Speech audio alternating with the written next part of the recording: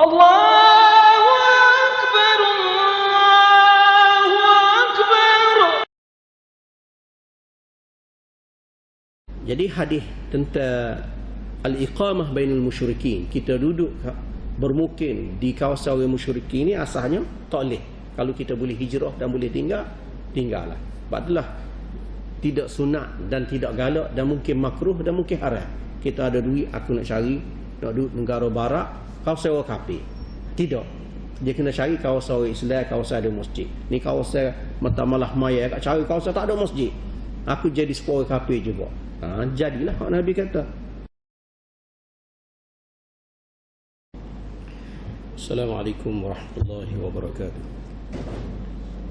Alhamdulillah, nahmaduhu wa nasta'inuhu wa nastahdihi wa nastaghfiruh wa natubu ilayhi wa natawakkalu alayhi wa na'udzu billahi min shururi anfusina wa min sayyiati a'malina. Man yahdihillahu fala mudilla lahu wa man yudlil fala hadiya lahu. Asyhadu an la ilaha illallah wahdahu la syarika lahu wa asyhadu anna Muhammadan 'abduhu wa rasuluhu wa safiyyuhu min khalqihi wa khaliluhu. أرسله الله بشيرا ونذيرا بين يدي الساعة فبلغ الرسالة وأدى الأمانة ونصح الأمة وجاهد في الله حق جهاده. اللهم صل وسلم وبارك وعنهم على حبيبنا وشفيئنا وزخرنا وقدوتنا ومولانا محمد بن عبد الله وعلى آله وصحبه ومن سار على نهجه إلى يوم الدين. سبحانك لا علم لنا إلا ما علمتنا إنك أنت العليم الحكيم. ربنا افتح بيننا وبين قومنا بالحق وأنت خير الفاتحين. رب يسر ولا تعسر وتمم لنا بخير وبعد. الحمد لله.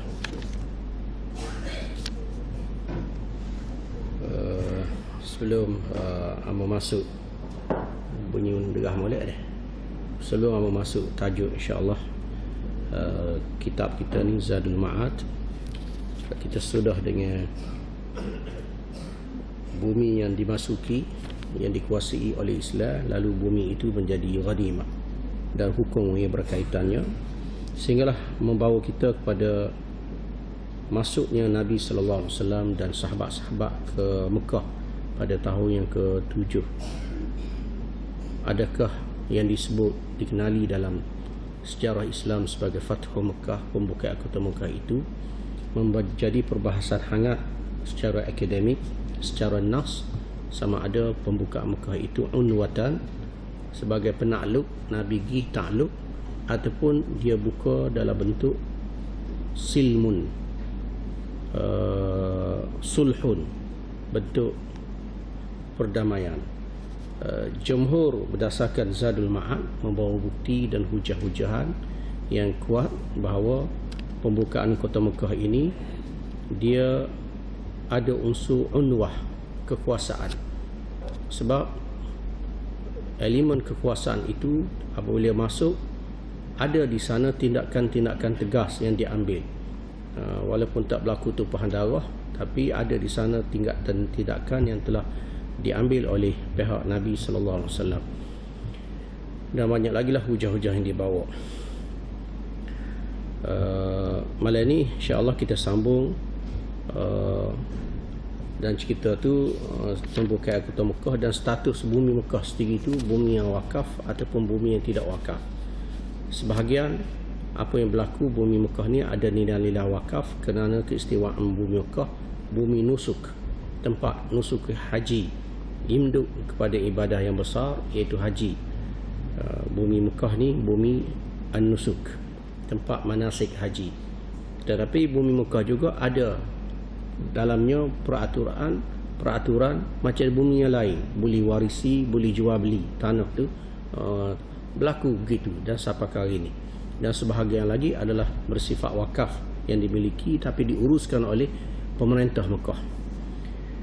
Kita sambung malam ni insya-Allah tajuk berkenaan dengan al-iqamah bainal musyrikin. Orang yang duduk di tempat orang Islam, orang duduk tempat orang kafir.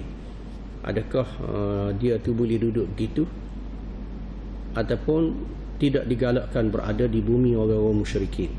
Ini kita masuk hari ni lah. Sebelum pada tu ambil sikit pesan dia penaja nak komen sikit lah sebelum masuk tajuk ni.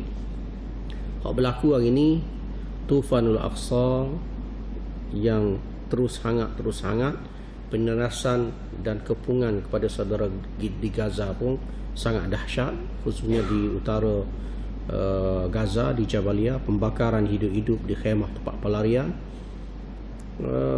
dan cetus ke arah perang yang lebih besar, seolah macam sebut dulu tidak boleh dielakkan dan membawa kepada seterusnya kepada lebih besar. Bahkan tuan-tuan pasal kedak, konflik ini membawa satu benda yang kita tak boleh nak duga. Kalau kita sebut dulu, landasan berfikirnya ialah blok antara blok Amerika, kuasa dunia sebelah sini, dengan blok Rusia dan seterusnya. Siapa di blok Amerika tu kita nampak dah di kalangan negara-negara Arab. Tetapi hak berlaku hari ni tak pelik kalau akan berlaku berapa negara Arab yang selama ini adalah blok Amerika akan tercetus konflik baru tidak dapat dielakkan, terpaksa menghadapi serangan Amerika di Israel. Serangan Amerika di Israel. Dua kuasa ni akan hentam bumi umat Islam. Bukan isu Palestin saja, dihantam ke hentam dan akan berlaku apa yang nasib seterusnya. Amat nak sebut amanah ilmu, ambanya belajar dengan seorang syekh almarhum Dr. Walid Al-Ani, seorang Iraq, muhaddis di Jordan. Dan ramai pelajar Malaysia pun belajar dengan dia. Dia Tuhan akak umur di usia muda lah. Syekh ni Syekh Alim Sah. Dia mesra dengan pelajar Malaysia, dan kita seawal kita talaki dengan dia lah di Universiti Jordan di Yarmouk dulu. Kita ngaji Sunan Tirmizi, dia bawa bab cerita-cerita tanda kiamat, cerita-cerita peperangan, malahim akhir zaman. Kamu teringat, walaupun kita ketika tu hanya baca Sunan Tirmizi saja, daripada Sunan Tirmizi dia pecah beberapa plot-plot yang berlaku sebelum berlakunya Daulah Mahdiyah. Itu di antara topik perbincangan. Dia sebut sebelum berlaku khilafah ni, dan dalam tempoh khilafah tu salah satu khalifahnya ialah Imam Mahdi, ialah berlaku dunia Islam ni pecah pada empat. Maknanya kita tak timur dan barat, utara dan selatan. Pusat dia Mekah dan Syam lah. Sebelah timur suatu kuasa disebut kuasa Parsi. Kuasa Parsi menguasai di sebelah timur. Ni imbas baliklah ingatan orang lepas. Parsi menguasai sebelah timur. Sebelah barat satu dikuasai oleh Barbari. Ini dunia Islam, Barbari. Utara Hashimi. Nama jenamanya Hashimi. Hashimi ni keturunan Bani Hashimi. Dan sebelah selatannya ialah Sufyani. Pak penjuru ni berlaku perang saudara. Ini dunia Islam. Cuma matan hadis itu, daripada kerangka nas teks hadis itu,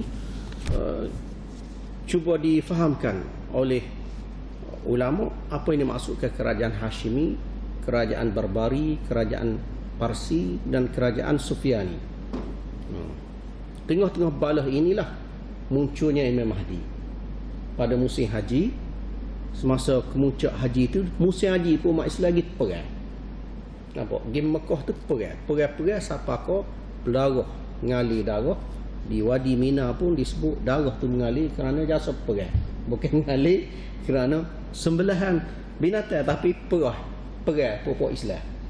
Di saat itulah Imam Mahdi diberi baiat. Itu satu daripada apa yang disebut.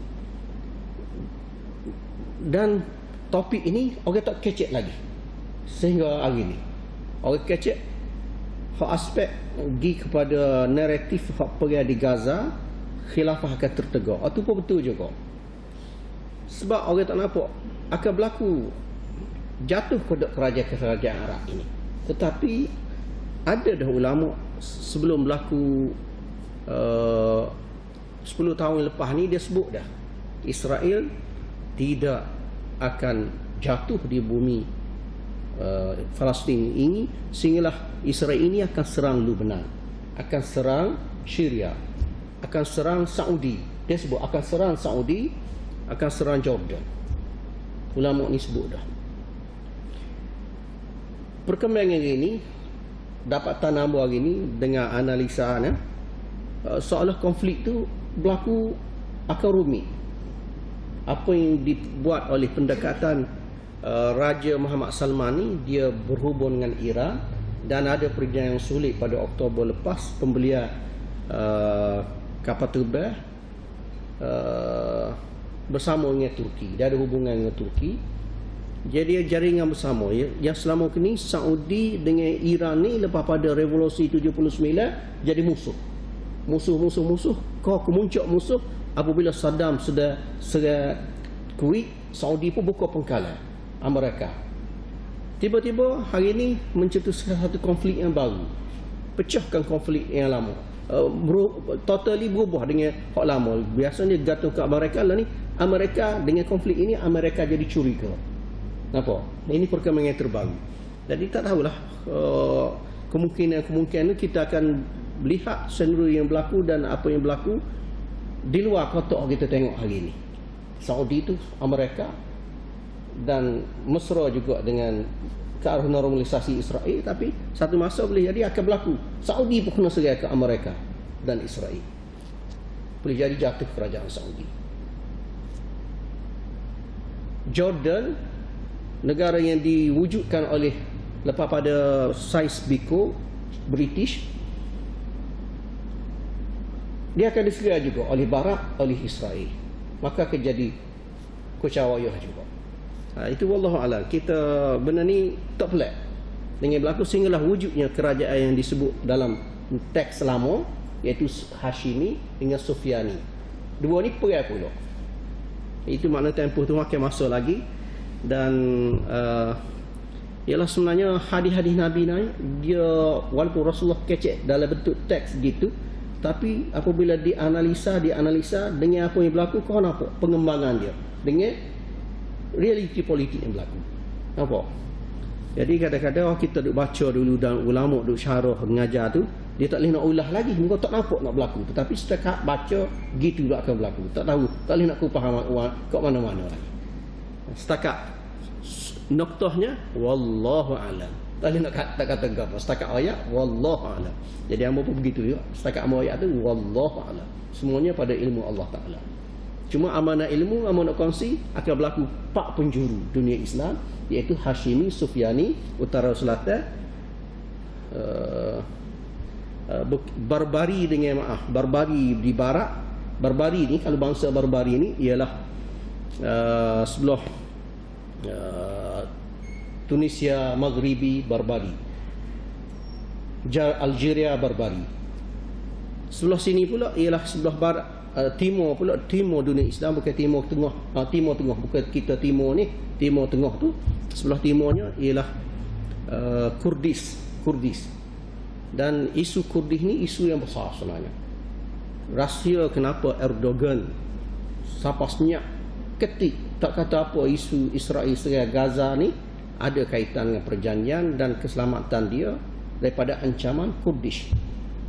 Dan Amerika memang dia akan tiupkan seruling yang sama, memastikan tawaif, pecahan etnik ini menjadi benda yang besar. Dialog etnik ni minta hak masing-masing. Kurdis nak negara dia, Barbar nak negara dia, Turki nak negara dia, Arab nak negara dia. Satu ketika tahun 1960-an, 1918, 1920 nak jatuhkan Turki, British dan Barat hasut negara Arab. Turki adalah negara penakluk dan penjajah, dan orang Arab termakan. Sehinggalah berlakunya revolusi Arab. Arab lawan kerajaan Uthmaniyah kerana kerajaan Uthmaniyah penakluk. Dan orang yang jadi juru lawan inilah termasuklah Sharif Hussein yang jaga kota Mekah, disapok oleh British. Dan bahkan British berjanji, boleh jatuhkan khilafah Uthmaniyah Turki, kamu layak menjadi khalifah. Itu janji British. Dalam masa sama tak nafi orang duk sebut sebenarnya dia ambil satu aspek cerita Wahabi. Muhammad bin Abdul Wahab dengan Ali Saud, Muhammad bin Wahab Sulh Najat juga British beri sokongan lawan Syarif Hussein duk Mekah je. Perang dua tu antara dua. Ali Saud di Najat, mana di Riyadh, duk perang saudara dengan kota Mekah. Kebetulan Syarif Hussein ni Syafi'i. Muhammad Abdul Wahab ni Hambali. Tapi asahnya perang dulu. Hak mana kalah benar suku kira. Penting diberi sokongan. British tak apa. Syarif Hussein diberi janji untuk dia jadi khalifah, asahnya buat revolusi lawan jatuh khilafah Utsmaniyah Turki. Lepas pada tu berlaku perang saudara, lawan dengan Muhammad Abdul Wahab. Kalau Syarif Hussein lari jatuh khilafah Utsmaniyah Turki, dia minta tu jadilah ada Turki British boleh bagi, tempat dia boleh bagi. Dia minta Syria, dia nak tapak dia. Maka tak boleh Syria tu negara dah ada dah. Maka diberi bumi Jordan. Bumi Jordan ketika tu padang pasir, tak ada muka satu. Dia beri kepada Talal, anak pada Syarif Hussein, jadilah raja. Membentuk satu raja yang disebut Kerajaan Mamlakah Arabiyah Hashimiyah.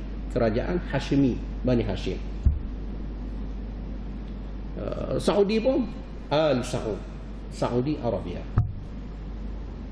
Dan dalam masa sama Yahudi musta'mirin Amerika ni barat ketika tu dia tetap pasal perbezaan, dia kaji dah beza gapo bala dia ni, dia cocok.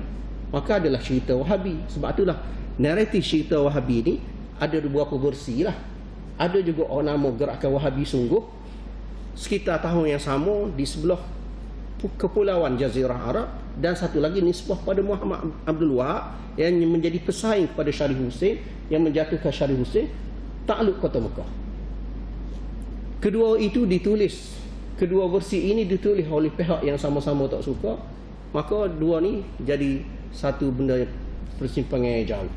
Itu aspek Wahabi dengan gerakan Ahli Sunnah ada. Dia yang mazhab Hambali ya, tapi dimaratifkan satu gerakan yang gini. Itu dari segi dalaman Ahli Sunnah. Ada pun Syiah Rafidah. Selama kini negara Iran diretah oleh Iran ni tahun bila mata ingat diwujudkan sebuah negara, dan sebenarnya yang juga pembentukan negara Iran juga, rasmi negara Iran ini campur tangan British, tapi raja-raja kepada Iran ini yang akhirnya Shah Pahlavi. Ketika tu dunia Islam tak sebut pun dia ni sebagai Syiah, padahal dia Syiah Fadullah je.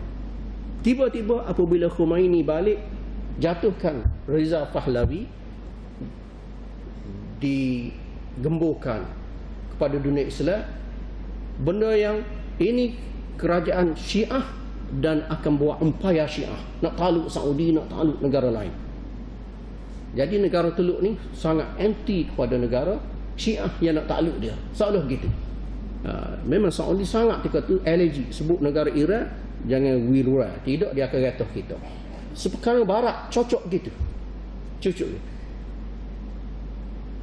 Sejarah perang salib menjadi pengajaran kepada kita.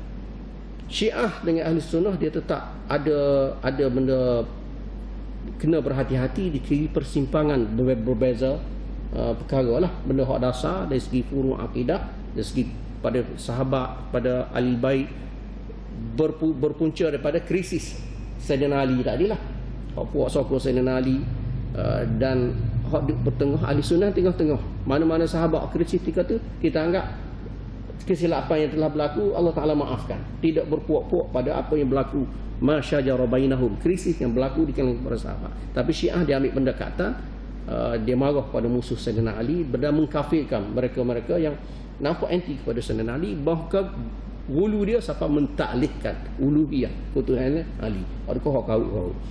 Tapi nak cerita Syiah ni, sejarah allergic tentang Syiah ni di buku dah, tetapi keadaan tenang sehinggalah jatuhnya Abbasiyah dan berlaku serangan Mongol. Dan Ibn Taymiyah semasa peperangan Mongol dan Mongol serai pula, lepas pada Mongol Tatar serai Baghdad, ranak khilafah Islam ketika tu, muncul khilafah kecil. Ulama Islam tulis catatan tentang Syiah ni. Tetapi apabila kerajaan Islam lemah, berlaku perang salib 200 tahun, Sunnah dan Syiah sama-sama lawan salib. Ini sejarah. Ada orang yang pertama menulis dan memuji Salahuddin Al-Ayyubi sebagai pemimpin agung yang mengalahkan salib, seorang ulama di kalangan Syiah. Dia tulis, makna ketika tu dia bersama dan dia buat catatan. Ini menunjukkan bahawa ketika tu dan kemuncak kehebatan Salahuddin Al-Ayyubi mengakhiri kerajaan Fatimi Syiah, lalu membentuk kerajaan Ayyubi baru, maknanya kerajaan Ahlussunnah. Ketika tu tak timbul prasangka apa, sebab jalan molek dan ada kekuatan pemimpin yang hebat macam Salahuddin Ayyubi menyebabkan orang tunduk belakang. Sehinggalah ulama-ulama Syiah sendiri Rafidah tulis tentang kehebatan Salahuddin Ayyubi dan mengiktiraf ini pemimpin yang agung yang boleh menyatukan umat ketika itu. Ini sejarah Syiah kita, Ahli Sunnah dengan Syiah, sehinggalah berlaku pecah balik negara bangsa hak diwujud ni pasca lepas pada Perang Dunia Kedua, berlaku krisis Palestin. Sekali lagi musuh cucuk umat Islam. Pertama isu Wahabi, yang kedua isu Syiah. Dua-dua ni mari serentak menyebabkan umat Islam berjaga-jaga doa siapa tak ilah punca. Dalam isu ke Gaza, ada orang Islam ni tak boleh nak iktiraf lagi perjuangan yang dibuat oleh Hamas kerana terlalu waswah kepada Syiah. Syiah tolong dia kata tak boleh dah, tak jadi, tak pakar. Siapa duk begitu pun ada lagi. Mana ilah punca. Sedangkan kaedah tu kita ayat dah. Siapa sahaja yang tolong tentang Zionis, memberi nafas pada saudara kita di Palestin, tak kira siapa, dia dipuji dan dianggap oleh saudara di Palestin sebagai hero yang membela mereka. Itu pada mata rakyat Palestin yang melihat siapa yang memberi bantuan kepada mereka tanpa mengkira siapa. Apabila Iran tunjuk, Houthi tunjuk, Hizbullah caput tangan, sudah tentu ini memberi kekuatan kepada saudara kita yang tertekan di atas bumi Palestin. Nah, berasa jadi gali tak baca hadis. Berasa nak ayat sikit cerita itu, lebih kurang merasa kupasan sendiri yang berlaku, dan insya-Allah kita akan lihat benda yang berlaku tu di luar jangkaan kita. Baik, kita baca Al-adillah ala anna Makkah futihat unwah. Dalil-dalil bahawa Makkah dibuka secara unwah. Abilah tu al-iqamah bainal musyrikin, menduduk bermukim di tempat kaum musyrikin. Pertama, wa mana Rasulullah sallallahu alaihi wasallam min iqamatil muslim bainal musyrikin. Nabi ni menghalang, maknanya menyikat tak benar orang Islam ni duduk di kalangan orang musyrikin idza qadara 'ala al-hijrah min bainihim. Kalau dia mampu untuk hijrah tinggal orang musyrikin. Ini asas. Kira kita duduk sore keluarga orang kafir belaka, sedangkan kita mampu nak pergi kampung orang Islam, keadaan gitu haram, tak boleh, dia kena hijrah. Wa qala ana bari'un min kulli muslim yuqimu baina adharul musyrikin. Nabi kata, aku lepas diri, seolah aku tak cara, tak endah, tak iktiraf kepada orang Islam yang duduk di kalangan orang musyrikin. Maka ditanya, wahai Rasulullah, walima, kerana apa? Qala tara'a narahuma, la tara'a, agar dua-dua api itu tidak melihat keduanya. Maknanya tak boleh duduk sekali, berlaku dua api yang tak boleh berlawanan. Itulah maksud. Hadis Abu Daud, Tirmizi, Nasai. Dan Nabi kata, man jama'al musyrika wa sakana ma'ahu fahuwa mithluh. Siapa yang berhimpun bersama orang musyrik dan duduk bersamanya, fahuwa mithluh, dia serupa orang kafir juga. Berat jugalah. Wa qala la tanqati'u. Ini nas umum, tapi keadaan tu tengok. Kalau keadaan tu terpaksa duduk, dia akan berlaku. Lah ni orang ngaji di Eropah duduk sebilik dengan orang kafir, duduk universiti duduk jadi saing dengan orang kafir. Itu senario tu berbeza. Tapi dari segi kependudukan, bermustautin, beriqamah, tempat tu ya kita boleh tinggal. maka sepatutnya kita boleh tinggal. Dan hukum tu mungkin jatuh pada keadaan ini. Zaman lah ni kalau ada begitu. Nabi SAW kata, la tanqati'ul hijratu hatta tanqati'ut taubah. Tidak akan terputus hukum hijrah sehingga terputusnya taubah. Cerita 2-3 hadis tadi nak ayat hukum hijrah tu ada lagi. Ada lagi. Walaupun hijrah Nabi tutup dah hijrah lepas pada pembukaan kota Mekah, tapi hukum hijrah itu masih ada lagi. Wala tanqati'ut taubah, dan tidak terputus taubat sehinggalah naiknya matahari di sebelah barat. Wa qala, dan Nabi SAW sebut, satakunu hijratun ba'da hijratin. Akan berlaku sebenarnya hijrah selepas hijrah. Hijrah sahabat Nabi ke Habasyah. So, hijrah sahabat Nabi ke Yathrib Madinah 2. Kemudian berlaku lagi hijrah. Hijrah selepas hijrah ada lagi. Fakhyaru ahli al-ardi, dan sebaik penduduk muka bumi ketika kemuncaknya, alzamahum muhajara Ibrahim, yang mereka melazimi menetap di tempat hijrahnya Nabi Ibrahim AS. Mana tempat hijrah Nabi Ibrahim AS? Kat tempat menetap Nabi Ibrahim mana? Palestin. Palestin juga. Sebaik-baik penduduk muka bumi ketika itu, lepas pada Nabi kata hijrah, kemudian hijrah, sebaik penduduk muka bumi ketika itu, alzamahum muhajara Ibrahim, mereka yang melazimi satu tempat hijrahnya Nabi Ibrahim AS, yakni bumi Palestin. Nabi Ibrahim kan makam dia di Khalil, Hebron. Masjid pun ada Masjid Ibrahimi, dan ada di situ makam Nabi Ibrahim AS. Kita tahu apa cerita berlaku di Masjid Ibrahim ini, Hebron, lebih menyayat hati daripada Masjidil Aqsa. Tahun 1992 tentera Zionis masuk ke Masjid Ibrahimi di Hebron waktu subuh, pagi jemaah, solat subuh, Islam semaya subuh. Tentera Yahudi masuk, dia berdiri daripada email sampai semua makmum serentak mati belakang. Dan dia isytihar, dia menguasai masjid ini, dan masjid ini dia buat satu daripada tempat ibadat dia. Dia nak ambil, nak kuasai, tapi berlaku huru-hara pemberontakan lama menyebabkan kompromi menjadikan masjid ini pelaksanaan dua bahagian dan dua waktu, iaitu waktu puak Yahudi masuk beribadat dan orang Islam masuk beribadat. Maknanya waktu Zuhur orang Islam maya Zuhur, lepas maya Zuhur puak Yahudi pun masuk, orang Islam tu dia. Dua waktu dan dua bahagian. Ada kata tidak dua bahagian, dia ambil belakang. Tetapi Masjidil Aqsa dia nak buat serupa, copy paste bagaimana Masjid Ibrahimi juga. Masjidil Aqsa dia buat bahagian dia dikuasai. Hari ini ada 4 bahagian ataupun berapa bahagian sahaja yang dia kuasai sepenuhnya, tapi tak banyak, iaitu kawasan dipanggil Haid Burak, kawasan kat Tambak Burak. Cerita hijrah dulu, Isra' Mi'raj, Nabi Tambak Burak tu. Situ dia panggil satu dinding dia panggil Haid Burak, tiang Burak. Yahudi kuasai kawasan tu, dan orang Islam tak boleh masuk. Pokok Yahudi betul-betul pendeta akham Yahudi mari bawa sebah dia mari zikir situ. Situ orang Islam apa tak boleh masuk. Itu kawasan dia kuasai. Dan situ Yahudi tidak nama Haid Burak. Orang Islam panggil Haid Burak, dinding Burak. Yahudi Zionis isytiharkan nama itu Haid At-Taubah.